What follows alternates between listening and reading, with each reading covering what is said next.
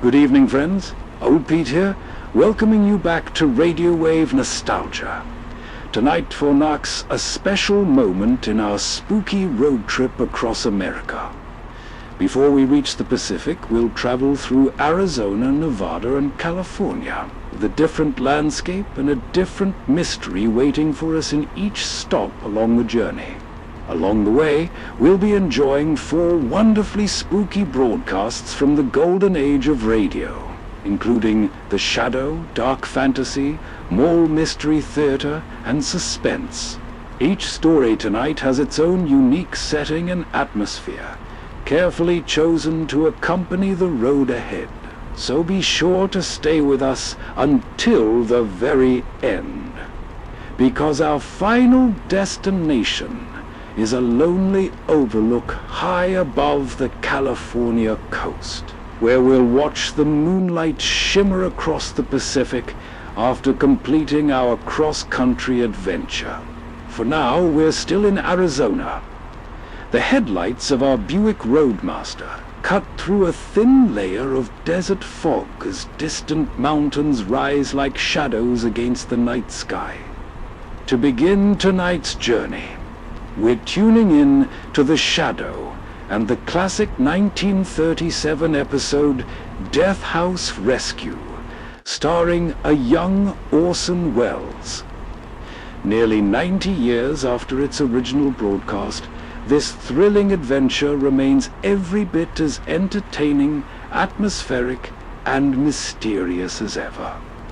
So settle into your seat, keep your eyes on the road ahead, and let's begin our final journey west with The Shadow. You can't have me to the jail. You can't do it. Let me out of here. Let me... Oh, Gordon, listen. Huh?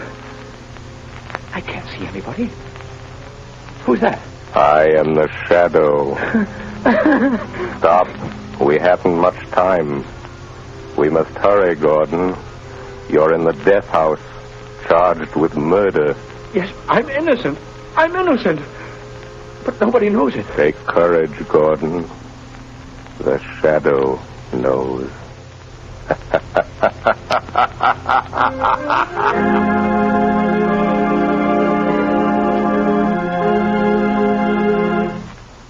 All right, Margot, won't you sit down? I told Albert to serve our coffee here in the library, unless you'd rather go on the terrace. No, I prefer it here. Then let me see you smile. That frown is most unbecoming. Lamont, give it up. Give what up, my dear? Drinking coffee? I'm serious, Lamont Cranston. When I foolishly let you know that... Do you remember what you said?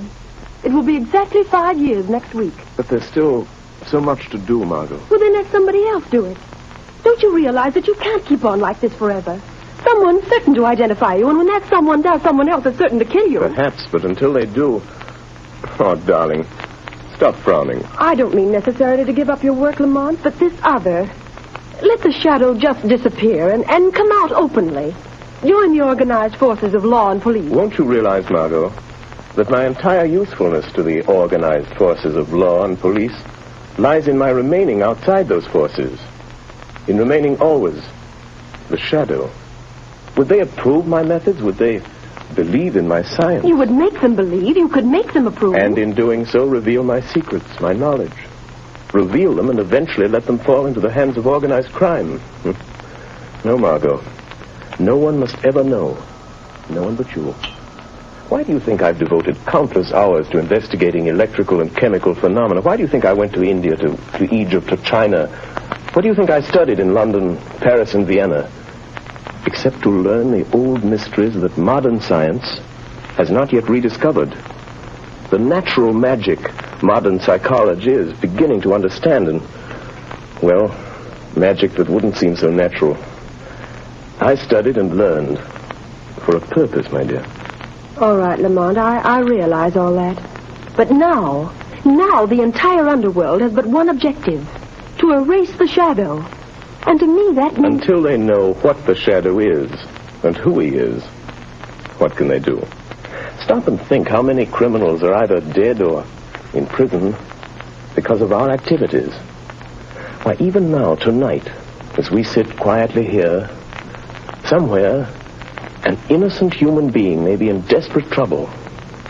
Somewhere, perhaps, there is a problem that can never be solved, except by the shadow.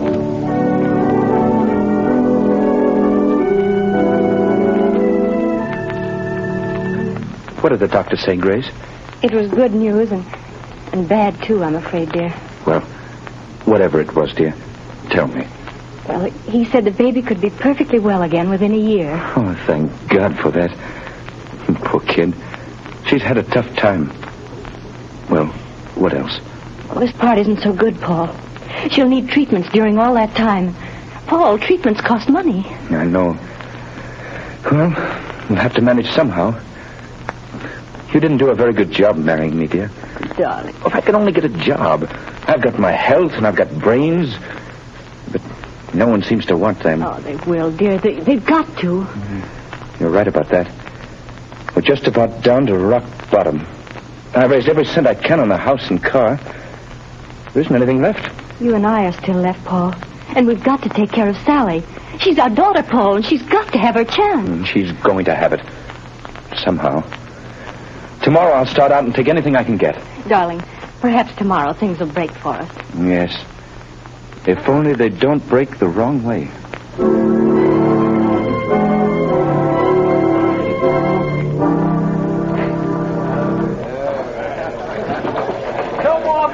Okay. Over here. Take these two How over, about some Bill. service? Excuse me, but are you the boss here? That's right. I'm looking for a job. Nothing doing, buddy. I'll do anything. Wait on table, wash dishes, anything at all. I don't need any more help. Well, how about delivering things? I've got a car. Nope, I don't deliver nothing. Sorry, don't need you. I see. All right. Thanks. Hey, you. What? You calling to me? Yeah, sit down. Have a beer. No, thanks. I don't drink. Anyhow, sit down. Meet a friend of mine named Lefty. My name's Red. Look at my hair and you'll know why. Well, I'm glad to meet you both. And Gordon's my name, Paul Gordon. Well, do you want to talk to me about something? We might be able to help you out. Sounds like you're looking for a job. You bet I am. I need one. You know anybody that could use me? Maybe. We don't know you yet. So far as that goes, I don't know you either. See, Red, the guy's smart. Yeah, maybe too smart. Now, look here, Mr. Gordon. We need a car, and we need somebody to drive it for us. You understand? Well, I've got a car and I can drive. Is it a good car? Has it got speed? I'll guarantee you up to 80. That's not bad. It's not bad. Now, listen, kid. How about meeting us tomorrow morning at 9 o'clock? All right. Where? Well, let's see. We're going to, I got it. Right in front of the Uptown Bank. We got to go there first to cash a check. Well, how about $5 a day? That's so. But you remember, be there at 9 o'clock, or you don't get no job. Don't worry, I'll be there. I'll be there at 8 o'clock.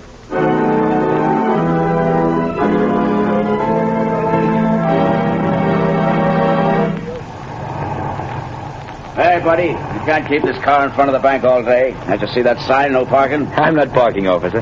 I'm waiting for a couple of men. I'm working for them. Oh. Hey, what's that? It sounds like shots in the bank. Hey, park area. You got him, Lefty. Here he is with the car. Come on, you start that bus for us. Step on it, fella. Hey, but you can't do that. Go on, I will shoot. Let him have it, Red. Hold him off. I'll hold him. Wish I'd never have shot that cop. Can't you get no more speed out of this car, fella? She's doing all she can. Shoot at their tires, Red. Missed him. Try the windshield. Say, let me out of this. Take the car. They'll think I'm in with you. That's just what we're figuring on. Now, here comes a curve. After you make that stop, get ready, Red. I'm ready. I'm just leaving the evidence. Put it under the seat cushion. Right. Okay, goodbye, Gordon. Thanks for the... Hey, wait, you guys. Don't leave me like this. They'll think I did it. Hey, come on back, will you? Look out!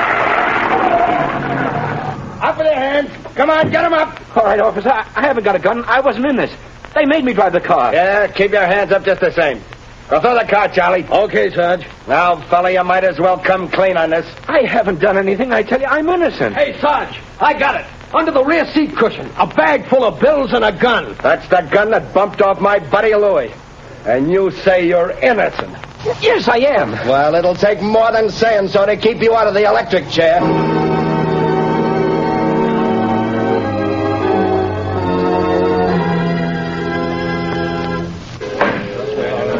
Order in the court. Order in the court. Paul Gordon, the jury have found you guilty of robbery under arms and statutory murder. You have been shown to have had both motive and opportunity. The prosecution has piled up a mass of incontrovertible evidence, and I myself have no doubt of your guilt. Therefore, in accordance with the law, I direct that you be taken from here to the place from whence you came, and that there you be put to death in the manner stated by the law. And may God have mercy on your soul. Hey, who was that? Where did that laugh? Who laughed? Bring that person before the court. Well, I don't know where he is, Your Honor. The laugh came from over there, in that corner. Yes.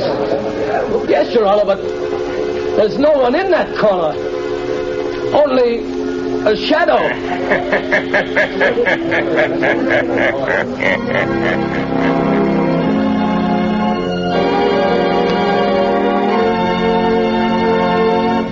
Go to sleep, dear.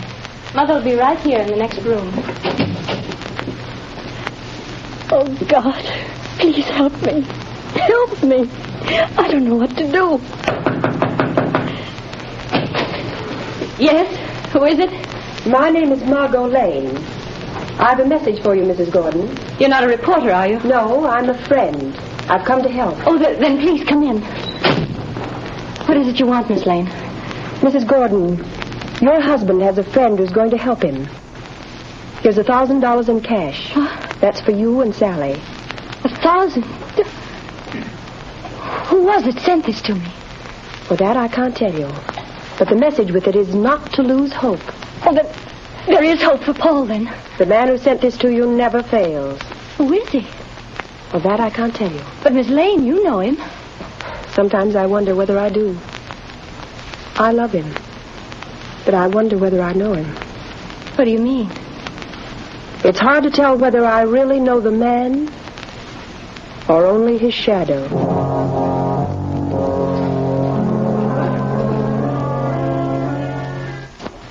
Well, Lefty, tonight the fall guy goes to the chair. That's what he gets for being a sucker. Yeah, there's not a clue that even points our way. Not even a print.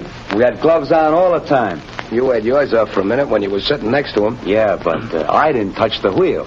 Then we ain't left a clue. You think so? Who said that? You, Lefty? No, I thought it was you. It was I. You cannot see me. Who are you? And where are you? I am here in the room, in the shadow. You have pinned your crime on an innocent man. He shall not suffer, but you will. I don't know who you are, where you are, but you're bluffing anyway. You got no evidence. We didn't leave a clue. You did leave a clue. A clue that will send you to the chair. Where was it? Where was it? You're lying. Wouldn't you like to believe that? Keep thinking about it. Keep thinking about the clue that you forgot.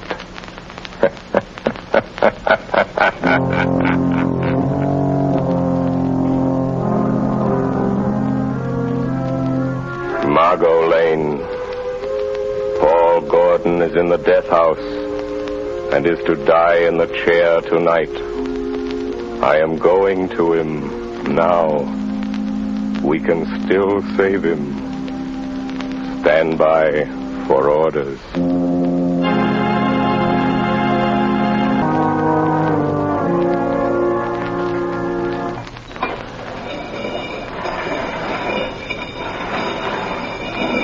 Gordon, have you got any word from the governor? I'm sorry, Gordon. The governor refuses to take any action. Then I've got to go. Tonight? At 11 o'clock. What time is it now? Almost 10. Is there anything I can do for you? No. Thank you, Gordon. Very well. These guards will move you to another cell. I'll be back in a little while. Ready, Gordon? Yes, guard. We're just going to move you to another cell. What does it matter? The one you're going to is nearer. Nearer to the chair, is that it?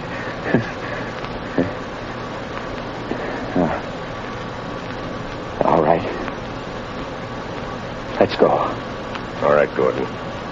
Walk to the left. We'll be right here behind you.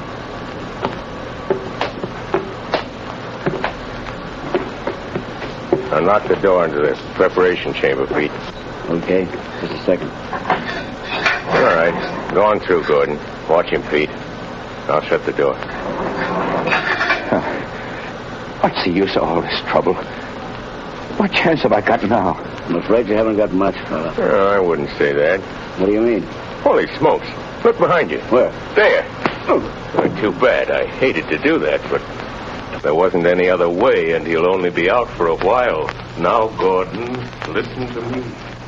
Hey, where are you? I can't see you anymore. Where have you gone? Back into the shadow. Now, Gordon, we haven't much time. Listen to me. No crime is perfect. There's always somewhere a loose end. The only reason that all crimes aren't solved is because there's some one fact that someone knows and doesn't tell. And sometimes they don't tell because they don't know that they know. I told everything I know in court. They wouldn't believe me then. Because you couldn't prove what you said. We are going after the proof now. You and I. How? I'm going to think with your mind.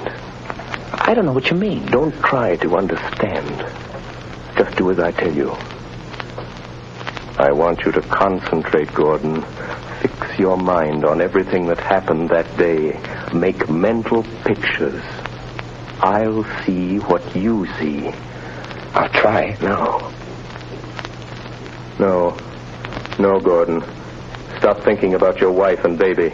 How did you know I was thinking about that? I saw it in your mind. I see in my mind the pictures you create in yours. Oh, like television? Yes, or like mental telepathy or mind reading, hypnotism, whatever you choose. There's no time to talk. Stop talking. Think. I will.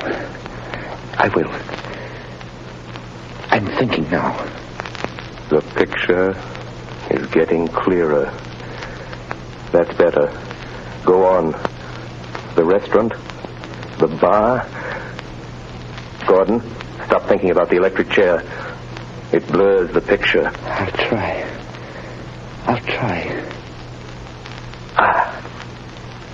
That's better. The car in front of the bank. Yes, I see it. The policeman. The crowd. Yes. Wait a minute. The small man with red hair. He was the one you called Red. Yes, I see him. Crooked nose, short, glasses. I know that man. He's Red Sloan. It's hard to see. I know. Think for your life. Try hard. Yes, you started the car. The other, Lefty, was in front with you. Lefty. See him for me, Gordon. Yes. A scar on his left cheek. Why didn't you mention that in court? I forgot. Never mind. Concentrate. Yes. Lefty couldn't keep you covered with a gun and look back at the same time. What did he do? He reached up and twisted the rear view mirror. Now we've got it. That's the loose end. That's where his thumbprint will be. Gordon, now I can save you. You've told the truth, You didn't know you knew.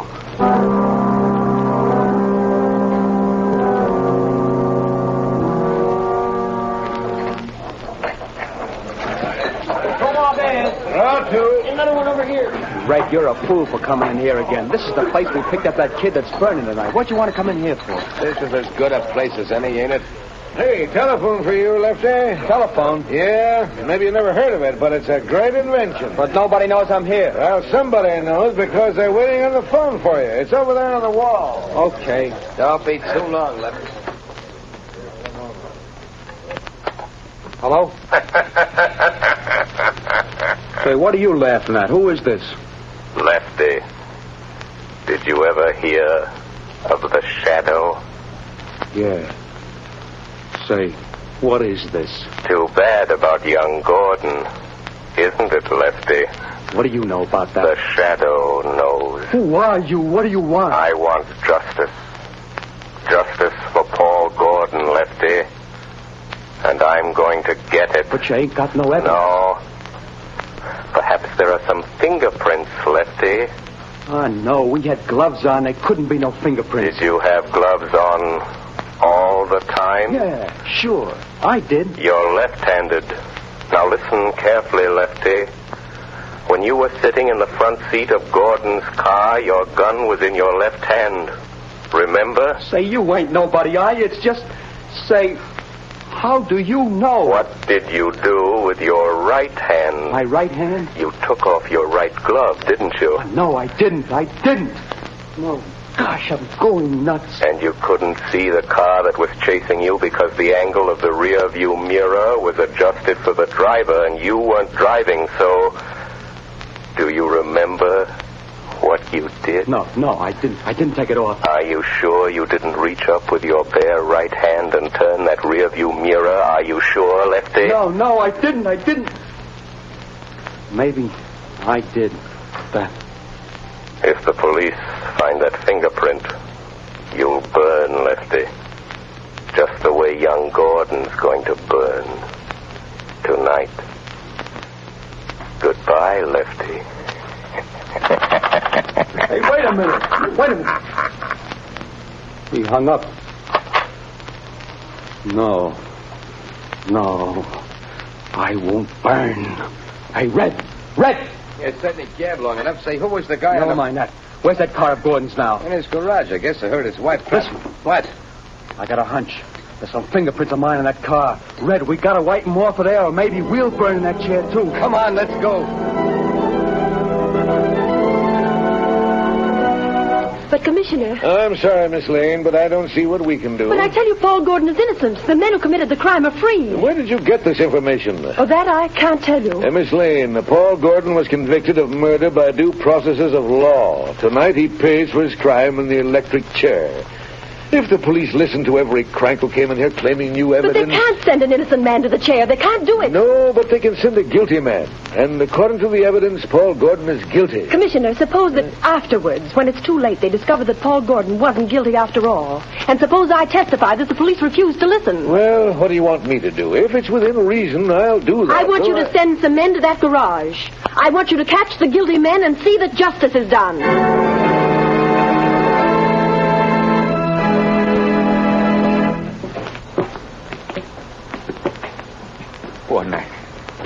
I'm frightened. Brace up, Gordon. It won't be long. Get your chin up, buddy. My turn next. Go on, fella. Good luck. Goodbye, kid. Where is he? He promised to save me. Who, son? I don't know. It was a voice. Just a voice.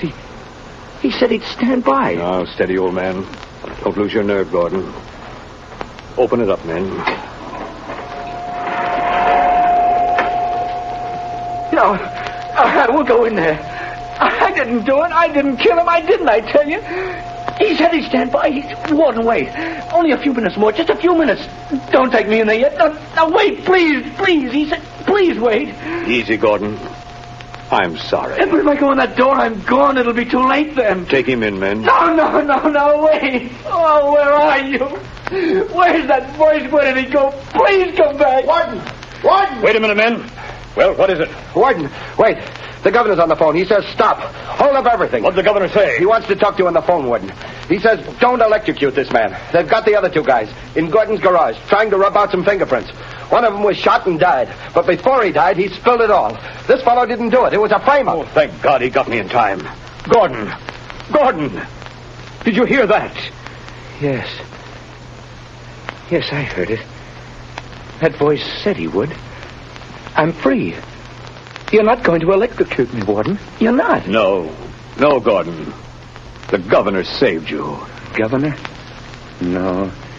It wasn't the governor. It was somebody else. Or something else. But what do you mean, Gordon? Who saved you? I don't know. It was a voice. Just a voice.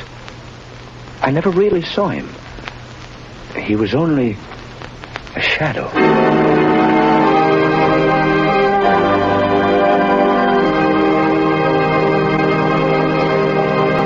Before another adventure with the Shadow draws to a close, John Barclay, Blue Coal's heating expert, would like to say a few words. Mr. Barclay. Good evening, friends. If you're interested in having a more comfortable home this winter, be sure to call your local Blue Coal dealer. For he's more than a fuel dealer. He's an authority on modern home heating. You see, for more than 6 years, I've trained servicemen for these Blue Coal dealers.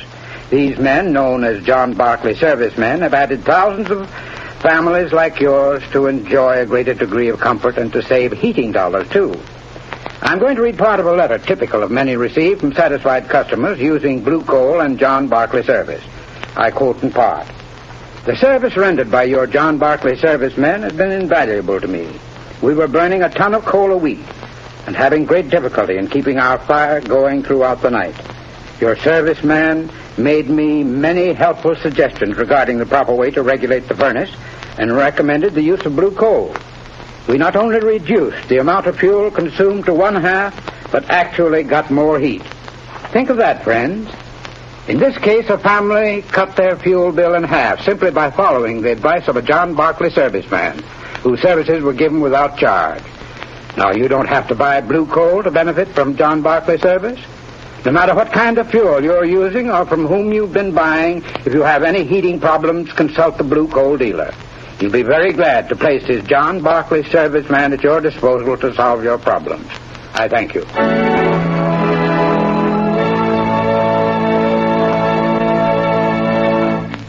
The story you have just heard is copyrighted by the Shadow magazine. Real names are never used in these Shadow stories.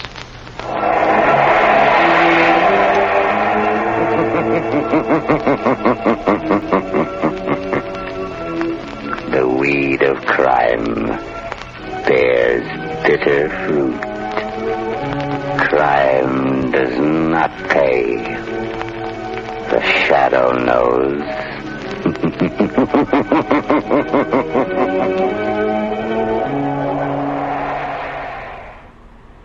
As the miles continue to roll beneath the wheels, we've now crossed into Nevada.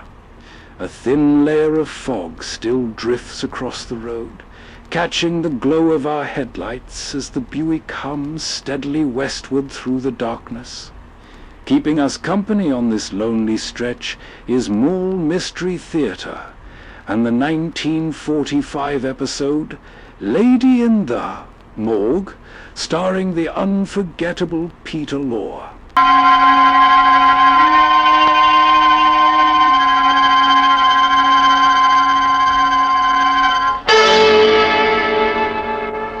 Hello, creeps. This is Peter Lorre, here again to welcome you to the Mystery Playhouse. Tonight we bring you a story by Jonathan Latimer called Lady in the Morgue. It offers Detectives Crane and O'Malley the delightful problem of solving 3 murders and interviewing a lovely brunette, a lady who is mysteriously related to the unsolved crimes. Come with me to the morgue for the beginning of our little story, huh? Oh, don't let these stiffs bother you. Their troubles are over. But for those two detectives over there, the murders are just beginning. Come down these steps. Right this way. Come. Come. I'm going nuts hanging around here. Oh, stop squawking, O'Malley. 3 days just sitting in the morgue. I'm beginning to feel like a stiff myself. Look, I don't like it any better than you do, O'Malley, but we're hired as private detectives to sit here. And we're going to sit here until somebody identifies the dame's body. Okay. How do you know Alice Ross isn't Alice Ross? Why don't you stop being a jerk? That name's a phony. You know, Crane, the whole thing seems phony to me. What? Who is this rich New York guy, Cortland?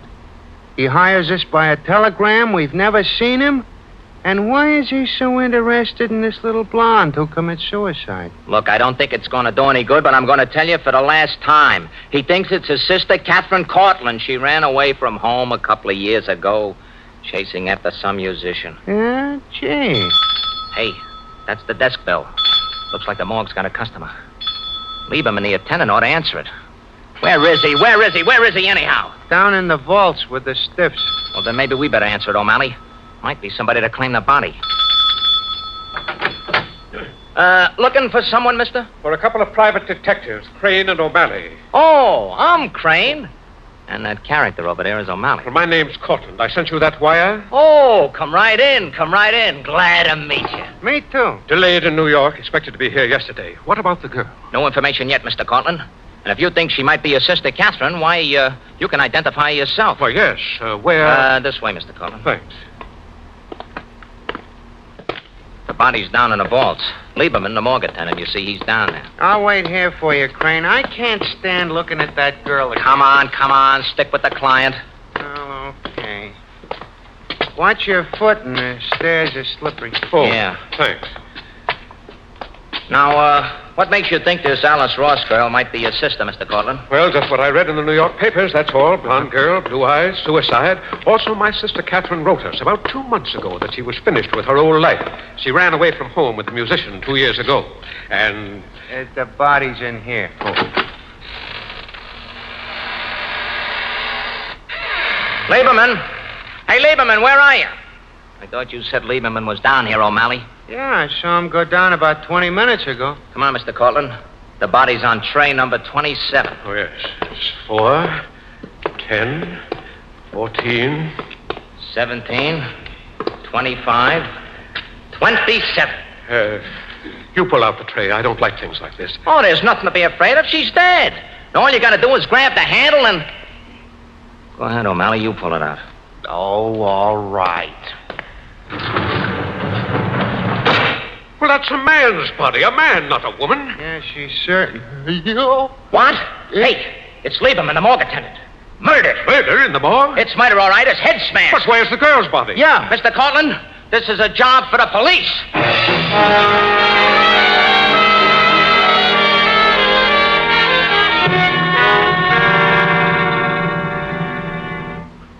I don't give 2 hoots about your private detective credentials, Crane. But, Lieutenant... Nor yours either, O'Malley. Now, look, a man was murdered in the morgue today and a woman's body was stolen. And you and O'Malley and this fellow Cortland were the only ones who could have done it. Why don't you stop acting like a movie cap, Lieutenant Grady? What? Think it through. Cortland is my client. He hired O'Malley and me to learn if the girl is his sister. Right, I sent Crane a wire from New York. All right, skip the details. Ah, use your head, Lieutenant Grady. You're forgetting a couple of things. Huh?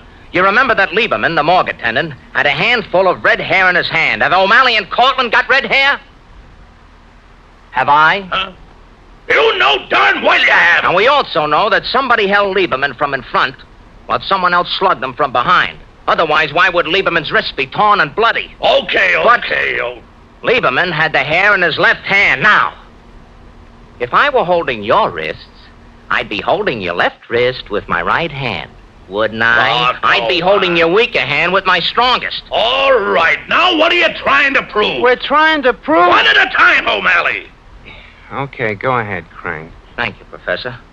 We're trying to prove that whoever held Lieberman's hands was red-headed and left-handed. And none of us are left-handed or red-headed. All right, Mr. Cortland, pipe down. Crane, go on from there. Lieutenant, we're going to find that missing body for you. All right.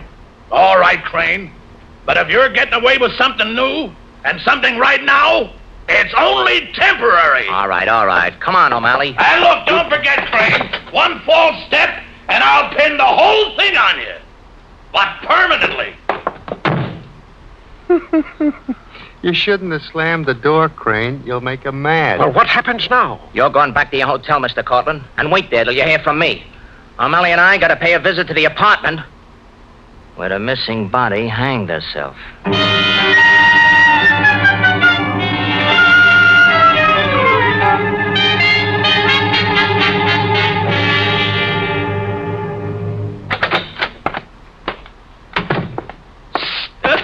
Now look, O'Malley, I thought I told you to stick out in the hall and keep your eyes peeled. Sure, Crane, but I'm getting nervous.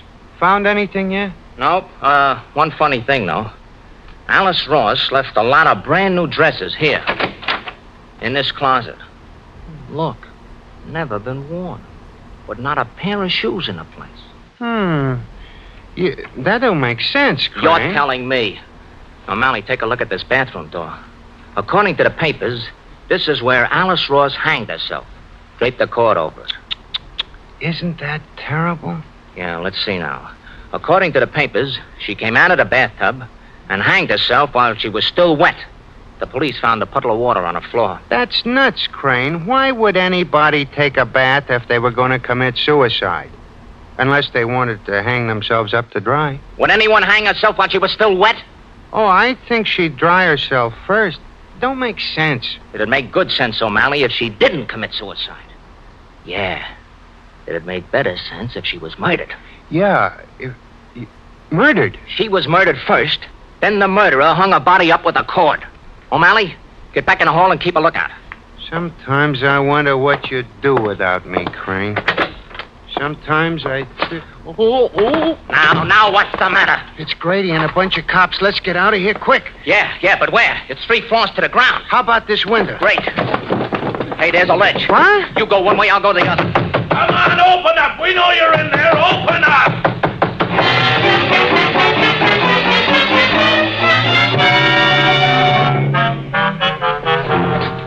Now, if I can hide in this room until my toe.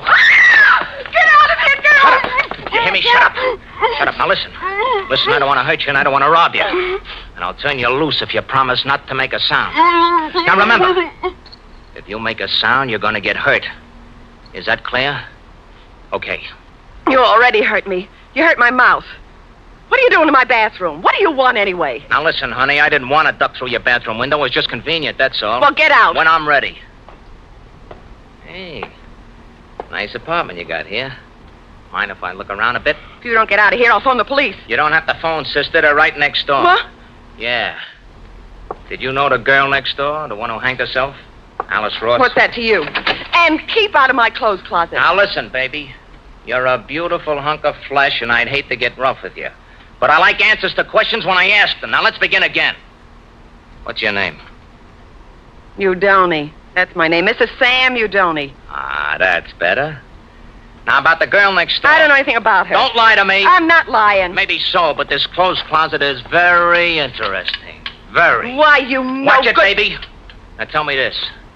Why have you got 2 different sizes of shoes there in the shoe closet? Oh, and dresses. In 2 different sizes. 2 complete wardrobes. It's very simple. Some of them belong to my roommate. She's a blonde. She dresses different from me. Thought you just said your name was Mrs. Udoni, Mrs. Sam Udoni. My husband's a musician. He travels with bands. He's away all the time. Yeah? What are you asking me all these questions? Your husband forgot to take his trumpet. Why you... Now, don't get sore. I'm getting out. I just heard the cops next door go down the hall. I'm, kind of sorry we met this way. You are a beautiful doll. Don't be insulting. I always like long black hair, the kind that comes out of a bottle. Oh. And don't be surprised if Papa comes back sometime. Get out. Get out, do you hear? Get out before I kill you.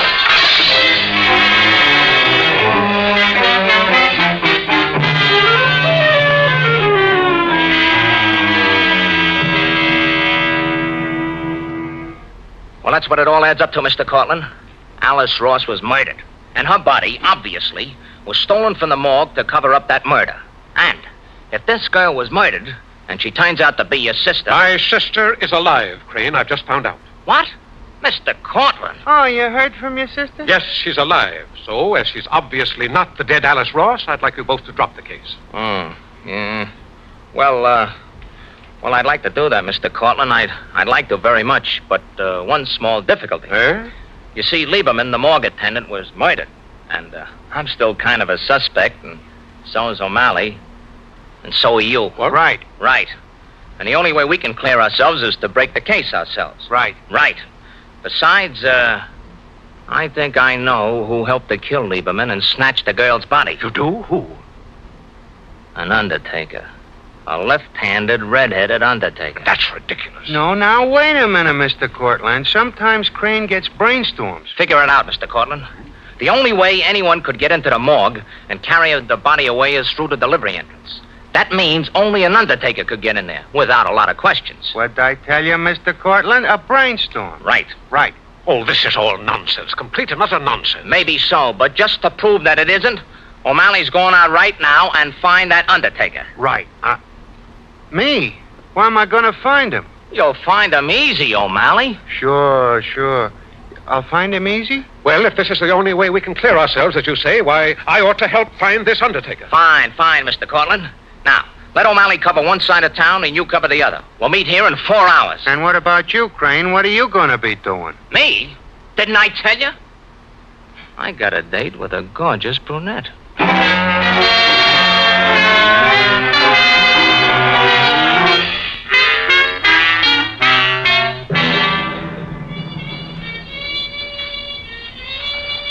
Oh, hello, Mrs. Udoni. I told you I'd be back. You? What are you doing here?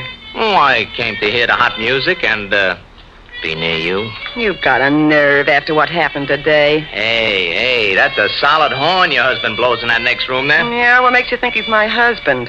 You said your husband was a musician, and I saw a trumpet here this morning. Well, you see too much. What do you want anyway? How does a wife of a musician feel when another woman starts following him around the country? I don't know what you're talking about. Never heard of Catherine Cortland, huh? She never meant anything to Sam. She's been following him around for several years. Must have got someplace with him in that time. Look, you better get out of here. My husband's coming in here. Good. I want to see him. I told him about you butting in here. I'll kill you. Who is this guy, baby? This is him, Sam. You're looking for trouble, mister. I like trouble. What do you want with us? I want Catherine Cortland, or I want a body. What are you talking about? Ah, don't be coy, you Donny. I know Catherine Cortland left New York several years ago to follow you here. What about it? Sure, she followed me here. Does that make me responsible for her? I haven't seen her for months. And who was that living in the apartment next door to you? How should I know? A girl commits suicide in the apartment next door, and right away I'm a suspect. Get out of here. Okay, you Donny. Just one thing. You see this nice shiny badge?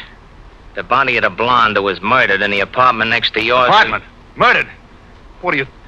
The paper said that... Sure, the paper said suicide, but she was murdered, you Donny. Murdered. And her body will be in a city morgue in 4 hours, and I want you to come and take a look at it.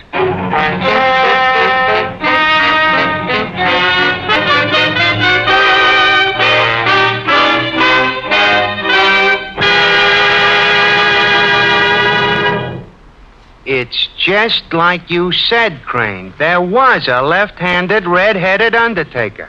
Only there isn't any more. What do you mean? Yeah. I went to his place, rang the bell. No answer. I went in, and there he was murdered. What? Murdered? Yep. Stuffed in one of his own coffins, a knife right through his heart. Police hadn't even been there yet. Well, this is incredible. Well, didn't you look around, O'Malley? I'm no dope. No? I looked at his books, and I found out that a girl named Alice Hughes was buried today, Forest Tree Cemetery. That's our blonde. You're wonderful, O'Malley. I love you. Ah, it was simple. Now, we gotta move fast. Get out to the Forest Tree Cemetery, get that body, and return it to the morgue. How about me? You? You come along too, Cortland. Let's go.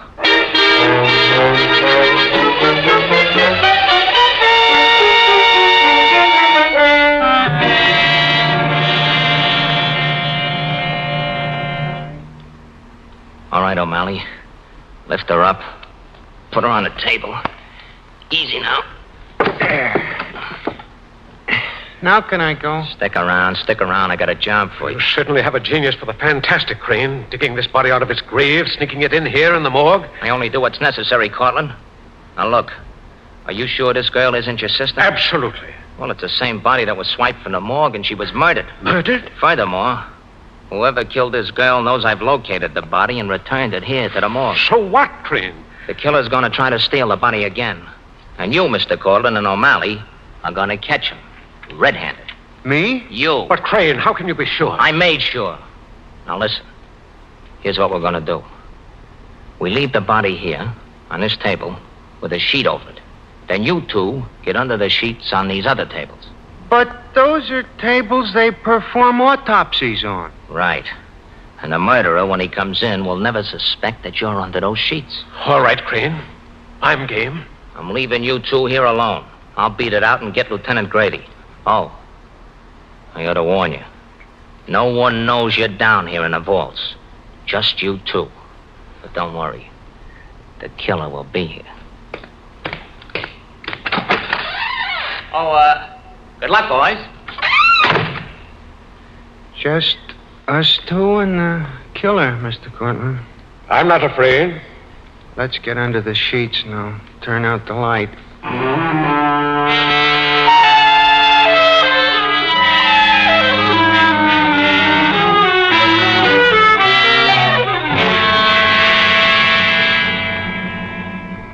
Mr. Cortland, will you do me a small favor?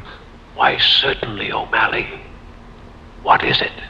Every now and then, reach over and pinch me. That will be a pleasure. Why? Every time I get under a sheet, I go to sleep. You don't mean to say you could go to sleep in a morgue, waiting for a murderer? Why, that's ridiculous. My mind agrees with you, but when my body feels a sheet, it goes to sleep. In fact, it's going now. O'Malley, did you hear that? What? I swear the door opened and closed. Shh. Listen. Footsteps. Oh, yeah. Keep the sheet over your face. Hey! Let go of me! Let go! Hey, Crane! I've got him! I've got him! Crane! I've got him! Turn on the lights! All right, you. Come on. I got you covered. Now, come on, get up off the floor. Well, thanks, O'Malley. I knew I could depend on you. Right. Hey, this guy is Cortland. Now, you tricked me, Crane. You were waiting at the end of the hall all the time. And I suppose you didn't try to trick O'Malley and murder him in a bargain. Yeah, but I don't get it. Did Cortland kill Lieberman? Did he steal the body? Not so fast, O'Malley. Go ahead, go to the telephone and tell Lieutenant Grady to hurry over here to the city morgue if he wants Lieberman's killer. I'll wait here. I'm still expecting Sam Udoni to show up and identify the girl's body. Oh, O'Malley. Another thing. Get me a bucket full of peroxide. A bucket full... Peroxide? Peroxide, I'll need it.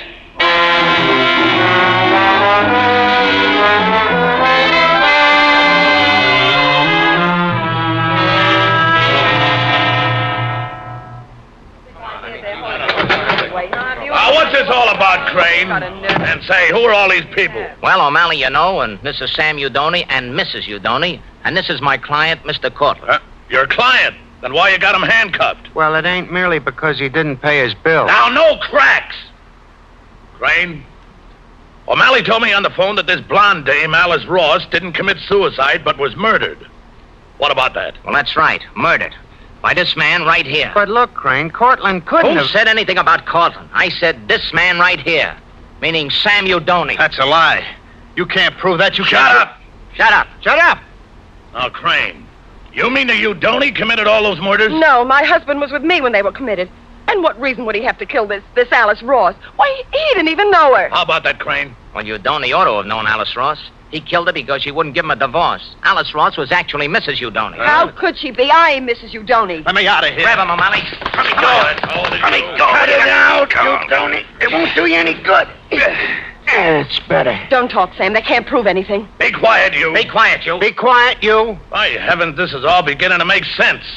That's why Udoni stole the body of his wife, so that he could pass off this woman here as Mrs. Udoni. Right, Lieutenant. Sure, I get it. And now for the proof, O'Malley. O'Malley, hand me that bucket full of peroxide. Here you are, Crane. Hey, now, wait a minute, Crane. Wait a minute before you start his shenanigan. If Alice Ross was actually Mrs. Udoni, who's this dame here? Well, that's simple. She's Catherine Cortland. What? You're crazy. Catherine Cortland was the blonde. Wait a minute. She's no blonde, Crane. Oh, no? Just watch. Yeah. Watch her hair, Lieutenant. Just watch her hair. Yeah.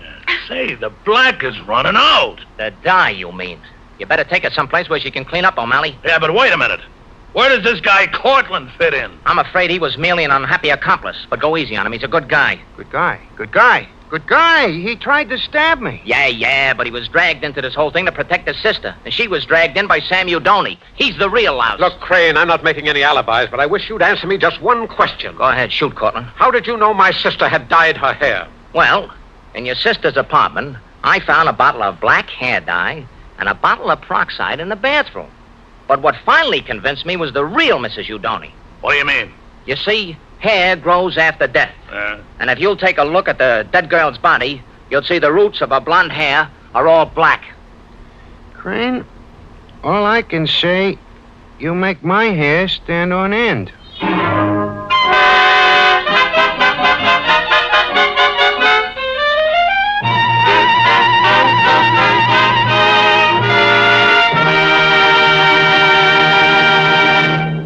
And that was Lady in a Morgue by Jonathan Latimer. Oh, yes, we were going to have a guest ghost on tonight's broadcast. Oh, but poor fellow, he was taken gravely ill. The doctors have given up all hope. He's going to live. By the way, if you have any pet vampires you'd like to hear about on these programs, just drop me a line. Just give the letter to your favorite witch with instructions to take her broomstick and knock on the door of the Mystery Playhouse. Armed Forces Radio, Los Angeles, USA. Now it's time to close the doors before all these bats fly away. This is Peter Lorre saying good night. Sleep tight.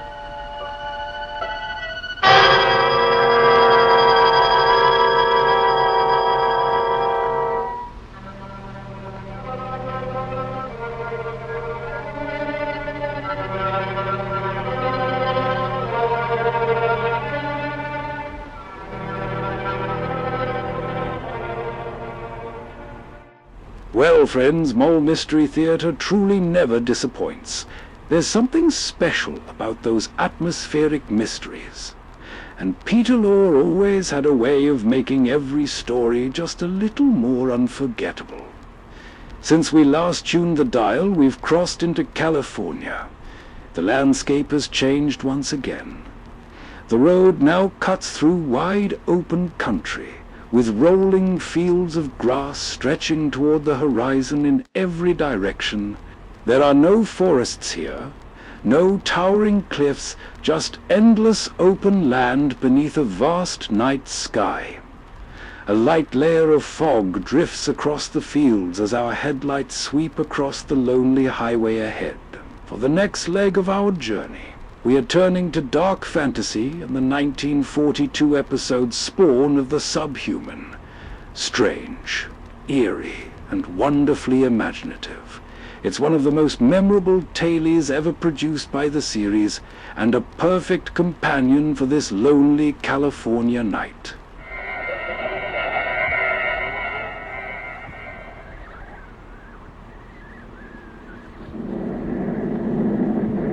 Beautiful takeoff.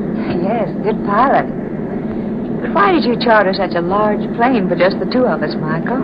Isn't this being just a bit too pretentious? Nothing but the best from now on, Angela. Besides, this was the only plane available. You can unloosen your safety belt now. I might as well confess that the real reason I was late was because I took so much time reading the notices in the paper this morning. Weren't they superb? Excellent. The audience was quite nice to me last night. Extremely appreciative, but I didn't expect such fine reports from the press. Didn't I tell you before the concert that you'd be a hit? Today, my dear, you're recognized as the outstanding soprano of the nation. You've had a lot of faith in me, haven't you, Michael? Well, offhand, I'd say I have, yes. You spent a lot of money to make me a success. Don't worry. I'll collect every cent of it back if we get as good houses as we had last night. Michael, Yes, darling? do you feel, well, rather strange? Strange? No, dear. Why? I feel like something is going to happen. What makes you say that? I don't know. A feeling of impending danger just seemed to come over me all of a sudden. Danger?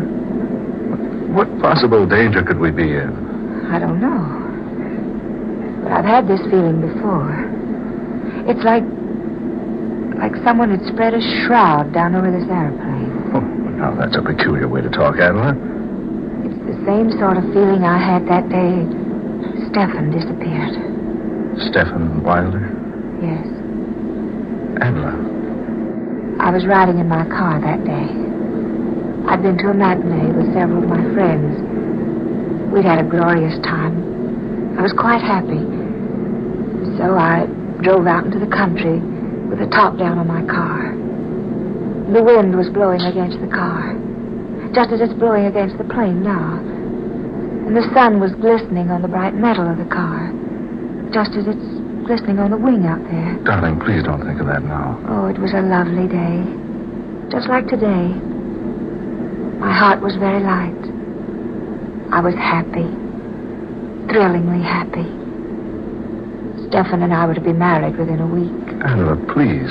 And then, for no reason at all, I had that strange feeling. It just came out of nowhere and settled down around me like a huge cloth might cover the body of someone who had just died. Don't talk that way, darling. It was the strangest feeling I'd ever experienced. Weird. Terrible. It gave me the feeling that 100,000 evil spirits were racing at a maddening pace behind my car, trying to catch up with me, clutch me in their bony, fiendish hands. That was so long ago. 5 years. So long ago. Seems like yesterday. Then, when I speeded up the car, something began to pound in my ears. It's pounding there now, Michael. It's pounding there now. Adela, please. The faster I drove, the more that evil shroud hung over me. I gave the car more gas. More, more, more. And then... When they found you in the wreckage, they thought you were dead. I couldn't make the curve. The motor had reached full speed. I could think of but one single danger. The invisible danger that raced there behind me, striving to catch me in its hold. But there was no one. Nothing. Oh, but there seemed to be. And what was so strange, all of a sudden that bright day vanished. Just vanished. Clouds came out of nowhere and hid the sun from sight. Darling, I better pull down this shade on the window. Oh, Michael, wait a minute. Look. Look outside. Clouds. We're flying below them. And they've completely blotted out the sun. The sun will be out in a minute. Oh, it's just like that day. Clouds hiding the sun. Just like they did that day. Oh, just a coincidence. Dark, dreary clouds. Followed by loud bursts of thunder. Listen. Oh, Michael. What does it mean? Nothing at all. Just a thunderstorm. Pilot will go up and fly above it. Why didn't he go up above the storm when he saw it? Oh, I don't know. Because he didn't see it, that's why. Certainly he did. No. Oh, it came up. Just like that day 5 years ago. Out of nowhere. It came up before the pilot was even aware of it. Oh, nonsense. It wasn't nonsense 5 years ago. First clouds, then the thunder, then it began to rain. Well, look for yourself. It's not raining now. It's nothing but an electrical storm. See, we're going above it. Oh, Michael, I'm frightened. There's nothing to be frightened about. There, look. There's the sun again. was all so strange. That feeling. The clouds hiding behind the sun. The thunder. Sure, but no rain. Mr. Brock? Oh, Michael. Darling, just the pilot talking to us over the talkback system. Push that button right there so I can answer him. Mr. Brock, Miss Rhodes. Yes, pilot, what is it? Don't be alarmed about the storm. We're above it now. Oh, yes, thank you. Just an electrical storm, isn't it? No, sir. It's more than that. It's raining cats and dogs down there. Michael. Rain. Oh, Michael. We're up above the storm. Nothing can harm us here. You remember, don't you? I never saw Stephen Wilder again after that experience I had 5 years ago. Yes. Yes, I remember. No one ever saw him again. He just disappeared. Please, darling, don't think about it anymore today. You're tired. Perhaps a little rest would do you good. Oh, yes, you're right. I am tired. Just lie back and relax then. Honestly, sweet, there's nothing to be worried about. We just happened to run into a storm and you thought about that old experience of yours. I wonder, Michael. I wonder if we did just happen into the storm.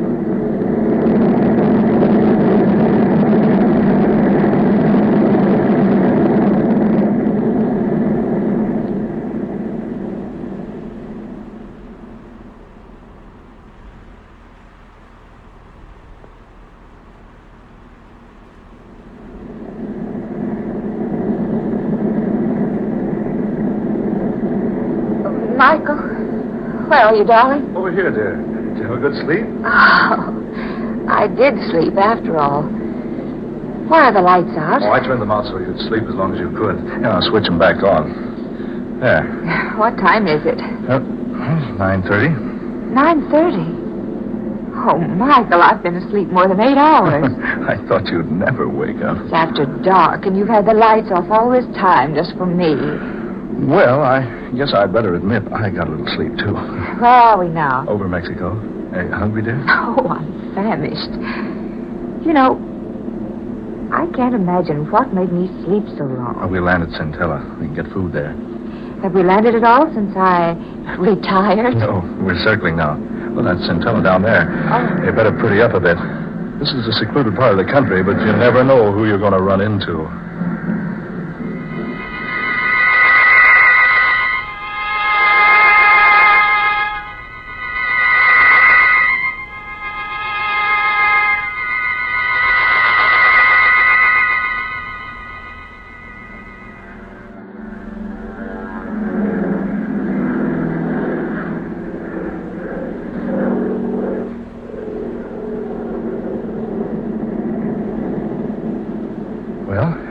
Centella.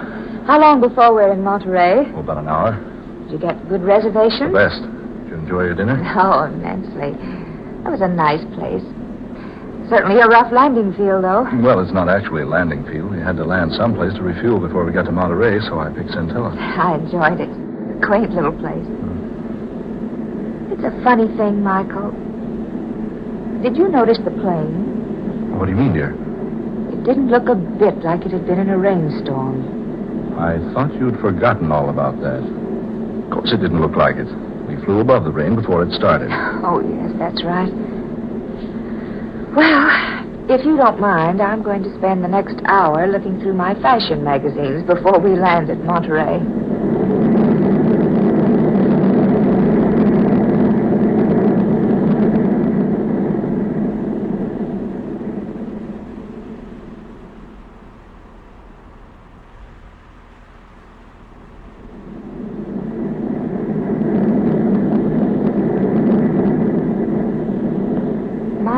Yes? Should we be over water? Water? Well, no, of course not. Well, we are. There's water all around us. Oh, let's see. Why, heaven, Adela, you're right. The pilot's off his course. Surely you must realize it. Oh, you better go up and find out. Yes, I will. I'll be right back. Hurry, Michael, for heaven's sake. Right. Oh, door to the pilot's cabin's locked. I say, pilot. Pilot. What's wrong, Michael? Oh, the door to this cabin is locked. Curtain over the windows pulled down inside. Pilot, open up. Look, he's raising the curtain. Michael. Good Lord. A thick, hairy arm. Michael, that's not our pilot at the controls. It's a monkey. A gorilla. Oh, Michael, are we dreaming? No, it's true. A live gorilla piloting our plane. But that's impossible. No, confounded door's locked. Open this door. Open up. Oh, Michael, be careful. Look at him. Peering back at us with little beady eyes and an expression on his face that almost human. This is fantastic. How in the world did we ever come to be in the air with a creature like that? We had our regular pilot when we landed at Centella. I saw him climb down out of the cabin. So did I. But I never did see him again before we took off. Naturally, his back was to me when I gave him the go-ahead signal. Oh, Michael. Michael, now what? Oh, we're over land. It's bringing the plane down. Oh, Michael.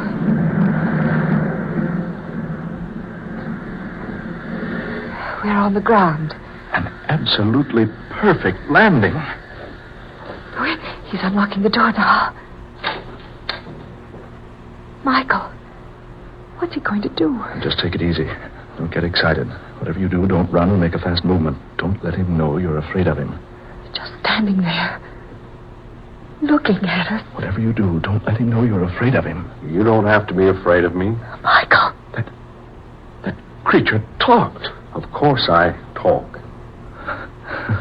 Oh, we're a couple of fools, Attila. Just our pilot playing a trick on us, dressed up in a monkey suit. There is no trickery. I am not your original pilot. What? I joined you at Centella, where I came to meet you for Dr. Luther. Dr. Luther? Yes. He's waiting for you. Now come, follow me. Steady, darling. Come on. We better follow him. Here's the doctor now. Well, Stephen, I see you brought our visitors. Yes, doctor. Yes, just as I directed you. Welcome, Adela Rhodes, and welcome to your lovely, lovely voice. I say, look here. And welcome to you, Mr. Brock. I'm so sorry that you will be of no assistance to me. However, you may be interested in what I have planned. Now listen, Dr. Luther. I want to know what this is all about. You will learn what it's all about, and without delay, I assure you. Come, Stephen. Don't be so inhospitable. Show our guest into the laboratory.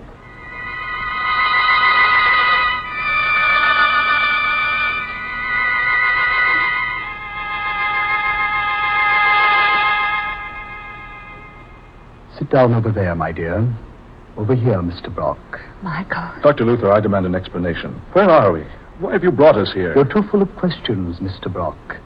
I've already told you I'm about to show you why I brought you here.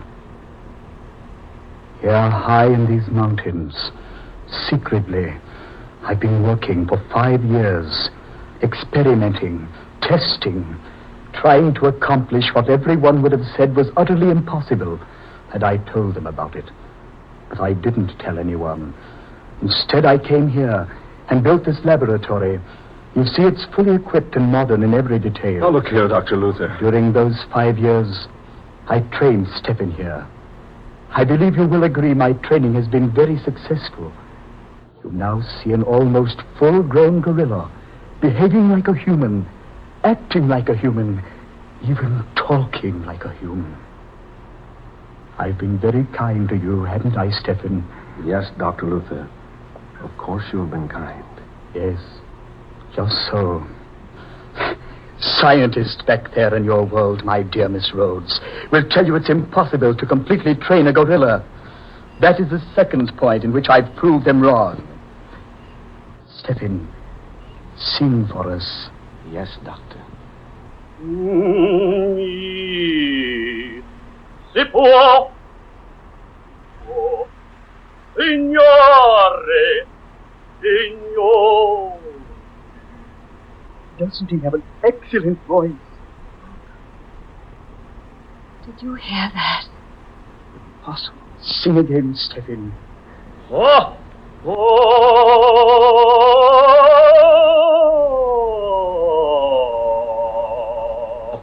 You see, soon he will be world famous.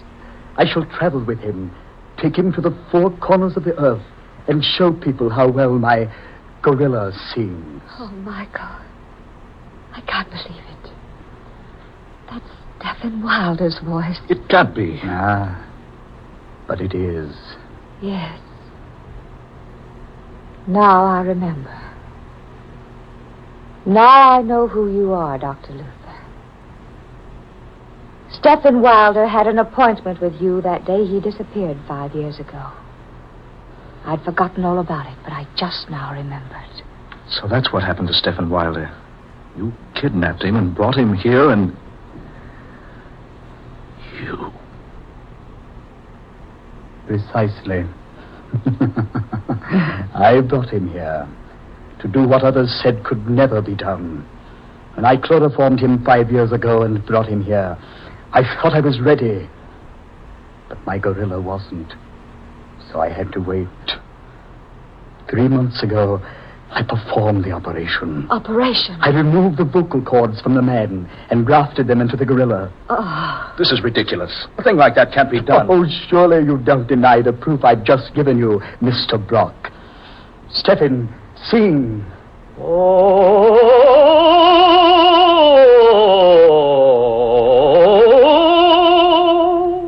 You recognized that voice, Miss Rhodes, the moment you heard it, because you'd sung operas with Mr. Wilder so much. That was the way he sang, to exercise his voice. Don't you both realize what I have here? The secret of an untold wealth. Why, besides knowing how to train this ferocious and morose type of animal, besides knowing how to transfer human vocal cords successfully, I have something I can exhibit to the world to prove my knowledge. Think of the fortune I can amass, because people will pay immense sums to see and hear my singing gorilla. Stop it. Stop it, I say. Why have you brought me here? Surely you could have spared me this. I will tell you why, Miss Rhodes. If you and Mr. Brock will step over here... The only place we're going to step is out of this place. We'll do as I ask. Stephen, these people are not to leave. Very well, Dr. Luther. Over here, if you please. Better do what he says, Adler. There. Go to this plate glass. Look into the next room. Another gorilla. Yes. Isn't it a fine specimen? Fine specimen? Yes, she. She? No. You're not planning.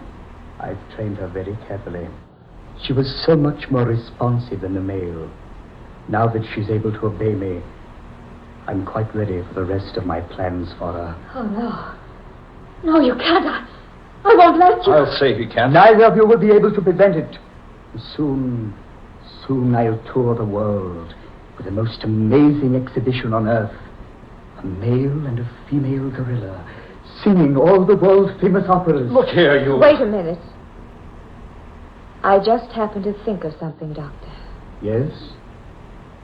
Do you remember the day Stephen Wilder had that appointment with you 5 years ago? Yes, certainly I remember. I'd been planning to obtain possession of him so I could bring him here. I was most pleased when he called and asked for an appointment. But did he tell you why he was calling upon you? I know. No, he didn't. He came to you, Dr. Luther, because he was losing his voice. You must be wrong. I am not wrong. I am the only one he told about it. It had been worrying him for a long time. You see, the more he sang, the worse his voice became. He was gradually losing it. But that's impossible. Do you think so, Doctor? You're a specialist on that subject. That's why he was coming to you that day. No, you must be wrong. After all the work I've done. Your gorilla will lose his voice, Dr. Luther. And I assure you, before you'll do anything to me, I'll see to it that my voice is ruined too. He won't! He can't! He's an excellent voice. Excellent! Yes, of course he is. We've worked together. I've trained him. His voice can't go bad on me now. Not now. just when it's finally successful. Oh, you'll see, Dr. Luther. No, you're wrong. You're mistaken. He'll sing all right. He won't lose his voice. Will you step in? No, of course not. You're in an excellent voice, Stephen. Sing. Sing your head, Stephen. Show him. Si può, signore, signore. There, you see? Did you hear that? A beautiful quality, beautiful tones. Oh, Maria.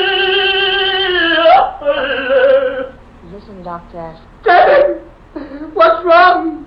Try again. Oh, Maria. Now you think I'm wrong. No, it's true. Stephen, you devil. After all I've done, after all my work, this is what I get as a reward. I sacrificed everything. My position, my career, all my money, and this is what happens. Well, there's one way, Stephen. By heaven, there's one way. Get back, Adela. He got a gun. No, Dr. Luther. That would have hit that beast, but look at him. Stop! No, Stephen! Stephen, no! Stephen, let go of me! Ah, Stephen!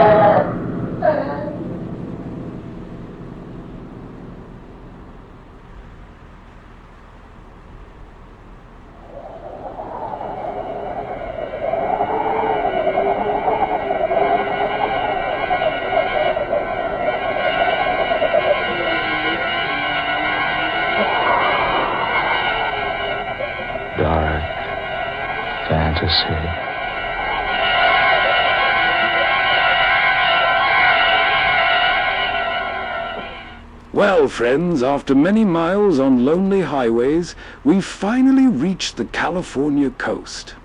The Buick is parked high above the Pacific, and for the first time on this journey, we can relax and simply enjoy the view. The air is a little warmer here, though the night remains mysterious. Thick fog drifts in from the ocean. The wind whistles softly along the cliffs, and somewhere below us the waves roll endlessly onto the shore. As we bring our spooky road trip across America to its final stop, there's time for one last story. Tonight's closing broadcast comes from Suspense, the 1947 episode The Clock and the Rope, starring Jackie Cooper. Atmospheric, tense, and wonderfully engaging, it's the perfect finale for our cross-country adventure. So settle back, listen to the ocean beyond the fog, and let's enjoy one final mystery together beside the Pacific. Would you like to hear the old story about the innocent man facing execution and his last-minute attempts to get a pardon, and how it feels when he doesn't get it? Well, I can tell you all about it, because that's my story. There's a couple of different twists to it, of course. There always are. For one thing, it happened to me. Now I keep away from people. I keep away from cities and buildings. Buildings with the cells they call rooms, and the doors that don't always open. I never button my collar. You'll find out why. I earn my living as a guide for hunting parties. Me, who couldn't find my way across a city park. I never sleep indoors. And I can't stand clocks. Most of all, I can't stand clocks. It happened so fast. I told them it wasn't murder. It was self-defense. Involuntary self-defense, like putting up your arm to protect yourself. But it didn't work out that way in court. That's the other different twist I told you about. They convicted me. They sentenced me to be hanged. And they hanged me.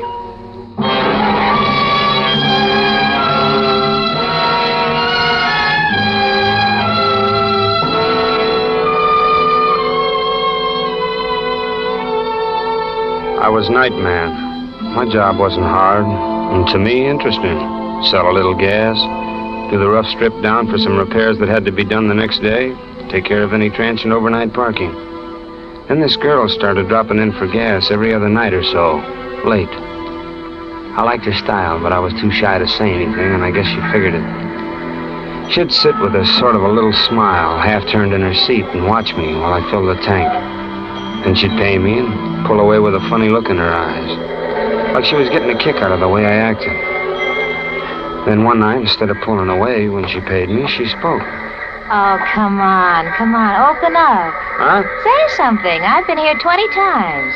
You can say a word or two, can't you? You know, hello, or it's a nice night, or it ain't, or... Oh, well, I didn't know that you wanted me to. You're a funny fella.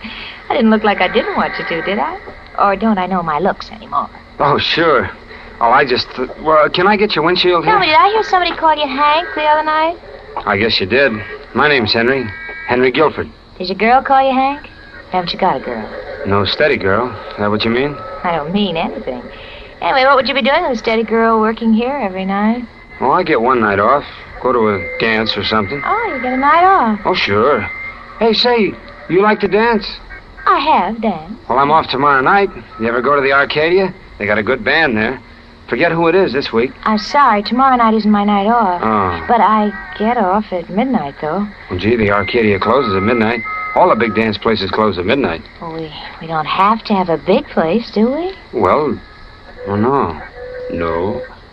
There's the Owl Inn out on Trapscott Avenue. They run late, have a pretty good little band and booths and everything. That'll be fine.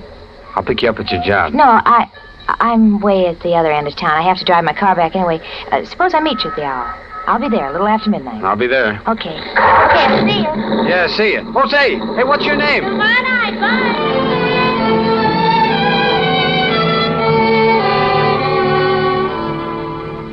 Well, that next night, around 11:30, I caught the trolley going out along Trapscott Avenue. The motorman was old Steve Hoffman. He'd known me since I was a kid. And he ribbed me about my new gray suit, and especially about wanting to get off at the Owl Inn. Said I was stepping out in fast company. Well, we got there in about 20 minutes, and I started up the driveway, kind of thrilled at the idea of a midnight date. I was just starting up the steps to the inn when I heard voices coming from a grove of trees to one side. Seemed to be a quarrel, so I instinctively glanced that way and saw a man and a girl talking. The girl was my girl. She was saying something. Nobody, I tell you. Don't give me that stuff. I followed you all the way out here. Who are you meeting? Nobody. Who are you meeting? Oh, Joe, I told you nobody. Don't lie to me. Who are you meeting? Hey, come back here. Hey, what is this? Oh, get out of my way, will Well, you? look, this is... What's you, Hank? Well, here, I'll help you up. I'm sorry I got in your way, but I... there. So this is the guy, huh? Swell. Hey, You now, what's wanna going on? meet anybody, huh? Hey. All right, Oh, you... What did you hit him for, Joe? He's got nothing to get do with up. you. Get up, Hank, and run. This guy is just crazy. Crazy? Well, go call somebody. What? Now, wait a minute, fella. Look, I don't know what this is. Oh, Hank, will you get out of here? Run. You want more, huh? Well, I got it right here for you. Hank, it's a blackjack. Will you run, please? Oh, no, wait a minute. No, listen, fella, you're drunk. Here, put that away. Now, somebody's gonna get... Let go. Let go of that. You don't grab Let that. go. You got him.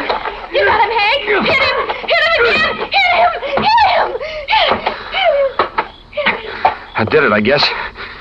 Hey, who is he? Oh, he would have done worse to you. We used to go together. Oh, I didn't know you had a steady fella. I thought we made our date. You didn't ask me. Besides, we were breaking up. He had no right to interfere. Well, what do we do now? I mean, about him. You better go. I'll take care of him. No. You mean leave him here with you? Please He's go, lovely. will you? There'll be more trouble if you two of you... Go ahead, will you, Hank? Well- I'm going to leave right away, too. He'll be all right, honest. Well, okay, I guess. He'll be all right. Joe. Joe?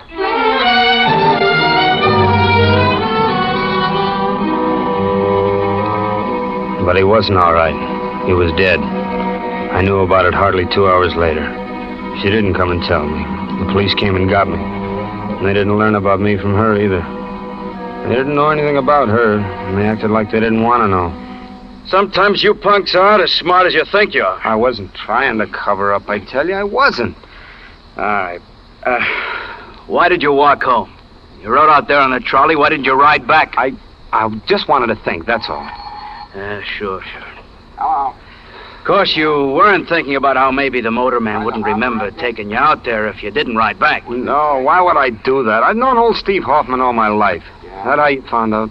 I told you, you aren't as smart as you think you are. I'm not trying to be smart. Okay.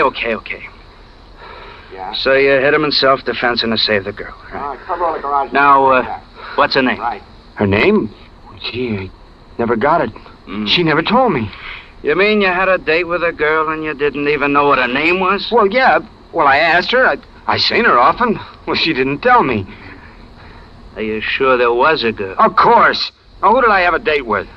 Maybe just with the guy you killed. I never met him before. I don't even know him. You just don't know anything, do you?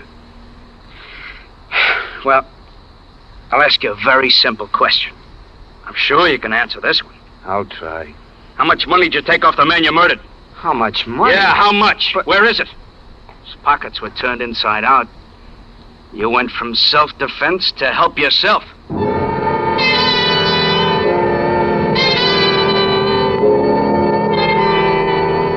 They pushed me around some after that. They'd take me to court and then back to my cell. Half the time I didn't know what was going on. They gave me a lawyer, Mr. Hall, Bailey Hall. He'd do the talking. He kept asking for things like reduced bail, time for further investigation, continuances to find witnesses. Just sort of stalling all the time. I don't know why.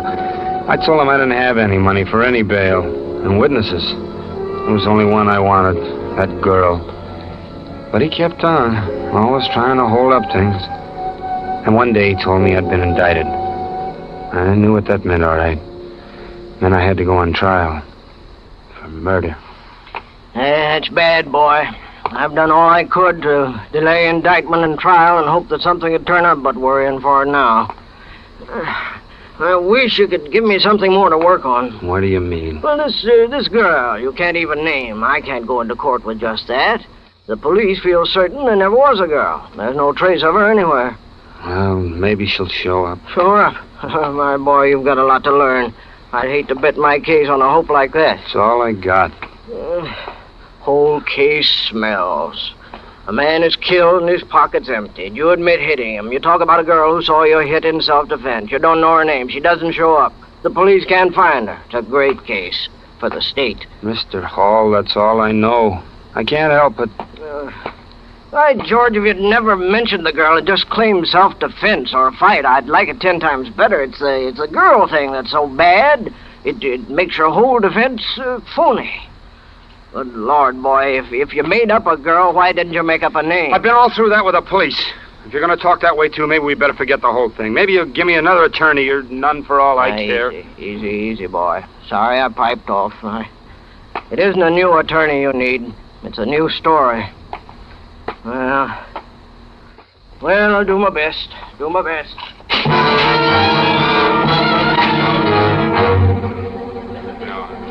Yeah, that's right. Guilford rode out to the inn that night in my trolley. On my Speak run. louder, please. Yeah, that's right. Guilford rode out to the inn that night in my trolley on my Face run. the jury, please, and talk louder. Oh, louder. Oh. I said I took Guilford to the inn that night. It was about 12:10. That's 10 after midnight, you know. Card talk. That's Yes. the way we talk around the barn. He got out and started for the inn. Yes, well, And, just a minute. Did you notice anyone else around? Any girl, for instance? Girl? No. Nobody else. Just All my right. friend Fatty Cushion, that's well, all. that'll be all. We play pinochle together. Thank you very much. Yes. Hmm? Defense may have the witness.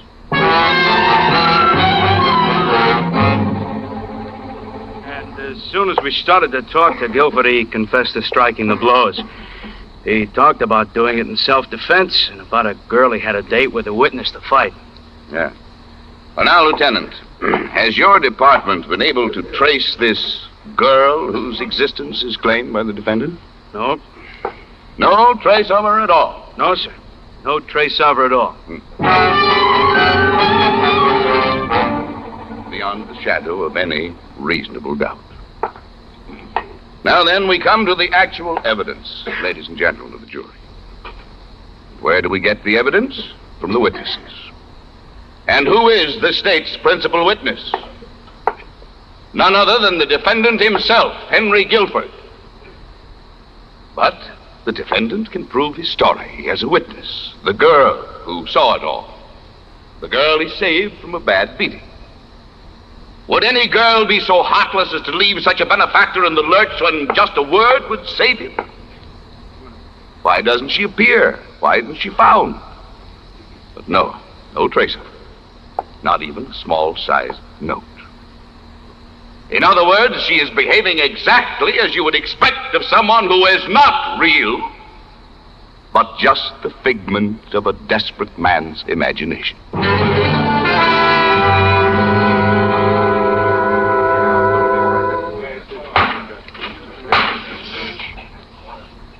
The defendant will rise. Gentlemen of the jury, have you reached a verdict? We have, Your Honor. What is your verdict? We, the jury, find the defendant, Henry Guilford, guilty as charged of murder in the first degree. Henry Guilford, you have... Yes, sir.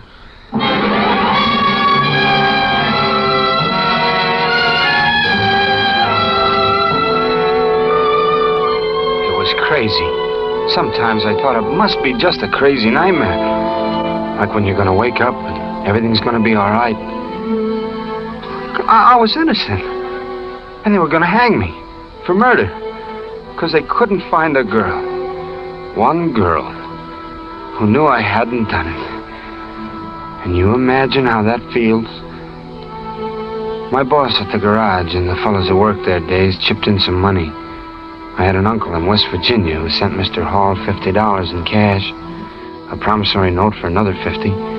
And I guess Mr. Hall put up some money himself for expenses. Anyway, he kept appealing the case all the way up to the state Supreme Court. But it didn't do any good. Kept coming back with the original decision sustained, Mr. Hall said. I asked him if he was going to take the case to the United States Supreme Court, but he said he couldn't. He had nothing to justify a hearing. Guess he meant everything was cut and dried. All this time, the courts had kept changing the date. The date I was supposed to be hanged. Now, all of a sudden, I knew there weren't going to be any more changes. The last date set was it. How do you suppose that feels? I think I started to suffocate right then. There was something growing in my throat that wouldn't let me breathe. Evening of the next day, McGill, the deputy warden, came into my cell with a couple of guards. Told me I was moving. I knew where. It was down on the main floor, a row of only 3 cells. These were larger cells, more light, more convenience. This was the last stop.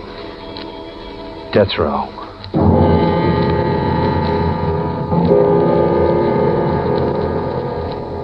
Now, there's a team of 2 guards who live right in the cell with you the last few days. It's one time a prison breaks down and shows a human touch, I guess. Or else they just want to make sure you don't go ahead and carry out the sentence on yourself. Anyway, whatever it was, I was grateful. Because now I was lonely. Way deep inside myself, I ached with loneliness and fear. I was afraid. Well, not like a man, but afraid of a boy, a child's afraid. I was going someplace. The last place. I was going alone.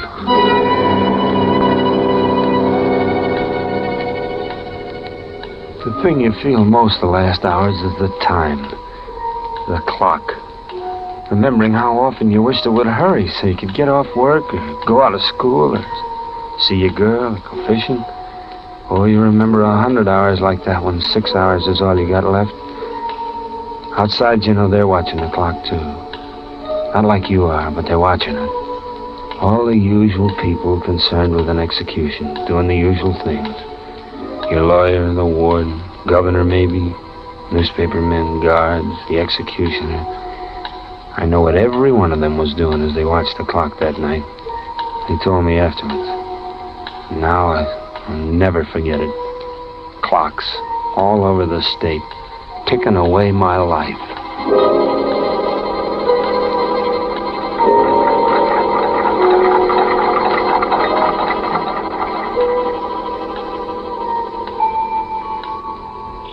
to get some sleep, Warden. It's only 5 hours away. I know. Oh, I wish I could lose this pain in my chest for a little while. I think I'll just lie down here on the couch. Why don't you do that, Warden? Yeah. Oh. What time is it? It's coming up 1 a.m. Been feeling bad all day? Not too good. I got this thing in my chest. I suppose it's nervous indigestion. Could be. Yeah. Had it a couple of weeks, as a matter of fact. Oh, I'm exhausted.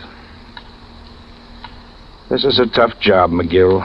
And every time it gets harder. Takes it out of me. What do you think of young Guilford? Nice kid. Yeah. Yeah, nice kid. He sounds like he's... Well, that's not up to us. It's not up to us. Well, I'll try and get some rest. Yeah. When shall I call you, Warden? Oh, make it an hour beforehand. 5 o'clock.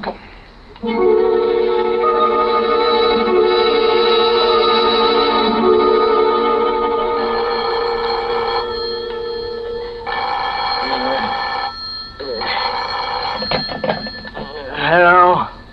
This is Bailey Hall. Yes, I'm Guilford's attorney. Look, it's 4 o'clock in the morning. I need... You're who? Well, where have you been all this time? What?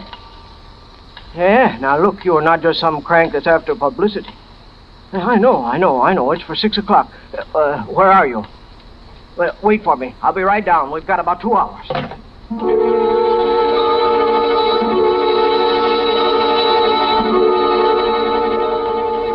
I'll stake my reputation on it, Governor. This is the girl. At least it deserves a stay of execution. It's true, sir. Honest, I swear it's true. I've been away.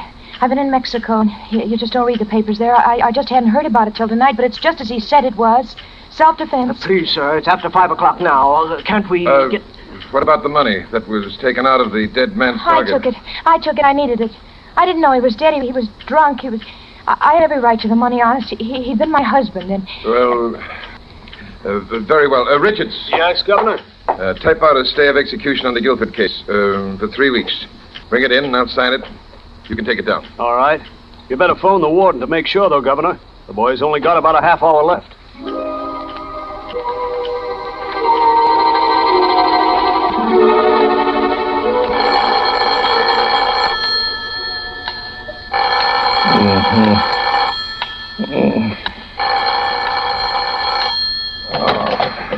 Warden's office. Yes, this is Warden Barnes. What? Well, put him on, of course. Yes, Governor. Young Guilford? Well, you don't say so. Why, that's splendid, Governor. Yes. Yes, I'll let them know right away. Yes. Oh, McGill!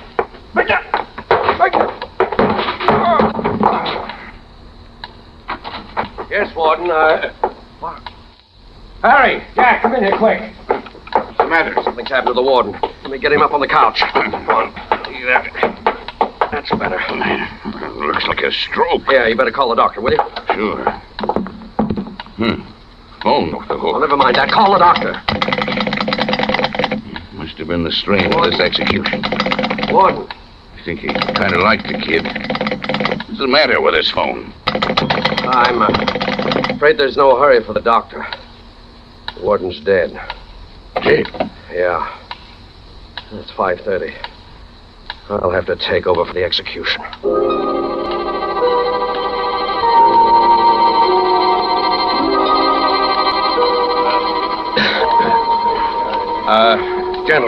Gentlemen, please. It's now 10 minutes to 6, gentlemen. In a few moments, you will be admitted to the ground floor of Blockhouse A, where the scaffold has been erected and where the execution, which you are to witness as newspapermen and members of the medical profession, will take place. You'll find rows of benches. Please take your seats quietly in any of the rows except the first, which has been reserved for members of the medical examining committee. We ask you to cooperate with us in our duties and to respect the solemnity of the occasion by moving quietly and refraining from any loud conversation from the moment you enter until you leave. Thank you. The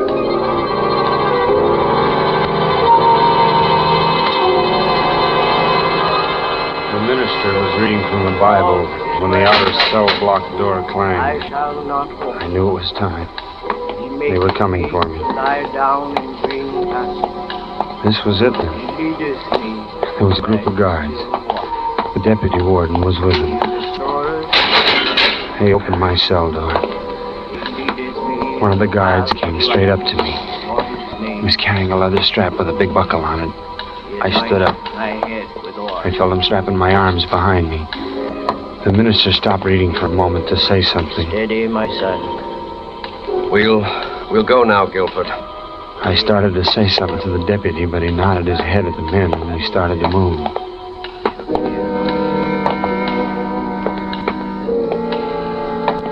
The two guards who'd been with me in the cell stood back.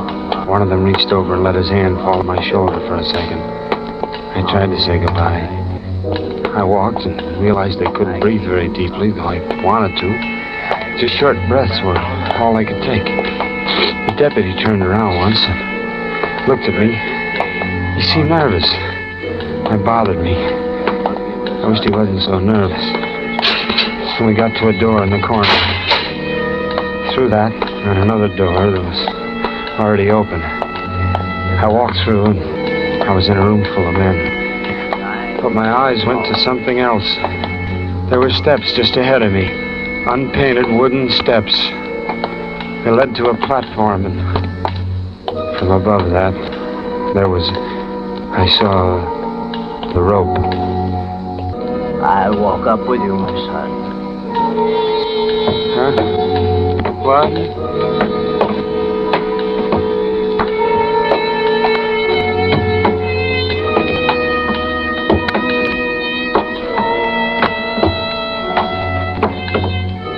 The guard who was waiting worked fast. He moved me into position. The men in the room were below me now, looking up. There was a movement among them. And one of them had fainted and his bed fell over. He landed hard. I wondered if he'd hurt himself. Then I felt something over my head. He lifted it and came down over my head. Somewhere inside of me a scream began, but my lips were closed, and I was just saying to myself, hurry, hurry, hurry.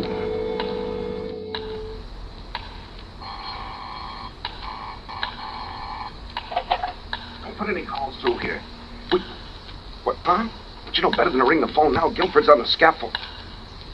What? Governor's messenger at the outer gate? Well, are you sure it's not? The trap is sprung. McGill! McGill, stop! There's a pardon! Stop it! Stop it, McGill!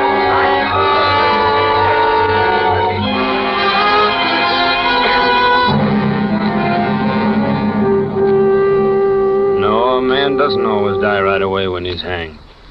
They talk about the neck being broken and death coming instantly. No, not always. Death doesn't come for a long time.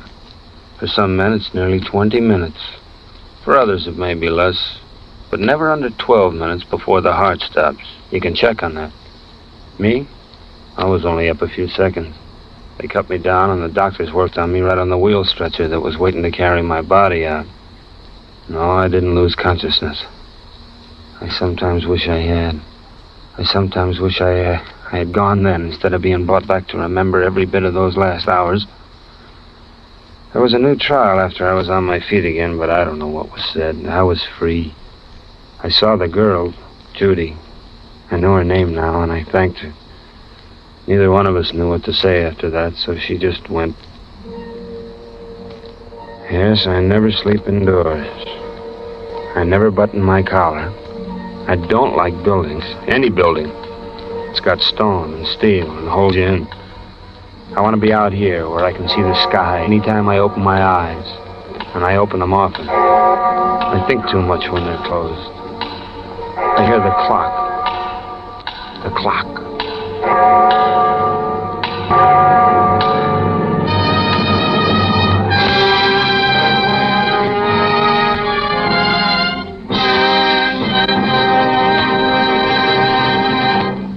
Suspense. Produced, edited, and directed by William Spear. Well, friends, our journey across America has finally come to an end. The road that began so many miles ago has carried us through deserts, mountains, lonely highways, and countless midnight landscapes before bringing us here to the Pacific coast.